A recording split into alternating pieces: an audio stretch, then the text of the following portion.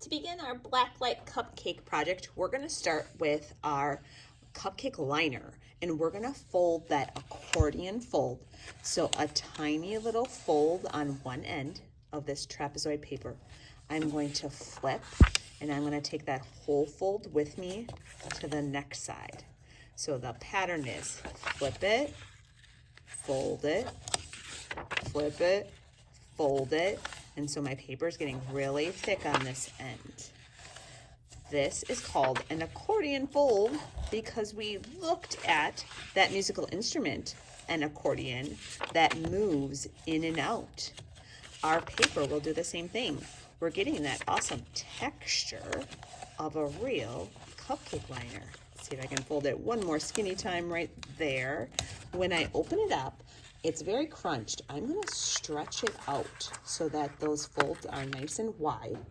Our next step is to glue that cupcake liner towards the bottom of our black paper. So all we need is a line of glue on each side. I'm going to flip that over, and I'm going to try to stretch that out so it's not so super tiny. I'm going to stretch it out. In this part, we kind of got to be patient as it scooches around. We just want to make sure we're pushing those ends down. Our next step is a little bit of cutting. We're going to cut this white paper in the shape of a cloud for the frosting on the cupcake. I know it's kind of hard to see my white paper on white, but I'm going to draw in pencil first a very bumpy line that is very close to that paper's edge. If I make it really tiny in here, my cupcake's gonna be really small. So I'm kind of curving this bumpy line up towards the top of my paper and around. Oh, I even went off the paper edge there. That's okay. And down the other side. I am keeping one long side straight. That'll be the bottom of the cupcake. I'm gonna cut on that bumpy line. That bumpy line's helping us see the texture of the frosting. It's making me hungry for a cupcake. When I get all the way around, I know that I did not cut perfect, and that's okay. I'm actually gonna have that side be my glued side where I can see some of those pencil lines. I'm gonna put a little skinny line of glue all over that cloud shape. And that is going to have to overlap on the cupcake liner. So I don't want a space. It'll look like my frosting is floating. I'm gonna scooch it down, and it's on top of my cupcake liner. I have a little more cutting I'm gonna do.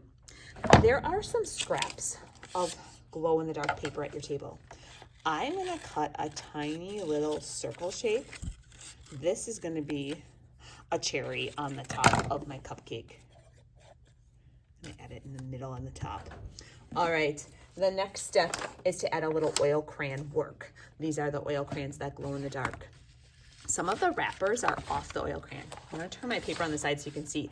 I'm going to use the edge of this oil crayon, and I'm kind of just rubbing a little bit on the cupcake liner, showing off some of those textures. You can use as many colors on this part as you'd like.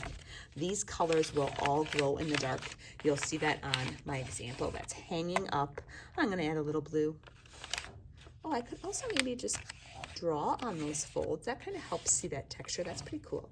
With the oil crayon, you can also add some designs, squiggles, confetti, sprinkles on that black part. I know you can't see the blue very well, but it will glow in the dark. The pink shows up. You can experiment with all those colors. I'm gonna slide my paper up into the video so you can see up here in this black space. You can also add any kinds of fun lines. Think about a party and confetti and balloons and sprinkles. When you're done with the folding and cutting and drawing, you're gonna go to the station with paint.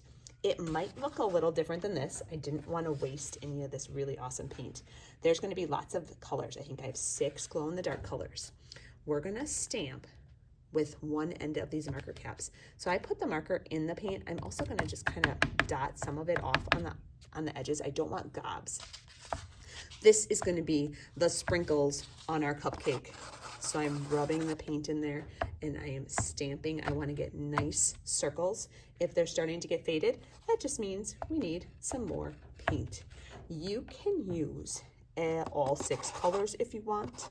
You could use one color. You could have a pattern of colors, maybe just 2. You get to decide how many colors your cupcake is gonna have for sprinkles. And these sprinkles will all glow in the dark. Your project is done after you've added your sprinkles. You can add as many or as few as you'd like. When your project's done, it's gonna go in the drying rack to dry so it can be hanging up for our glow in the dark art show.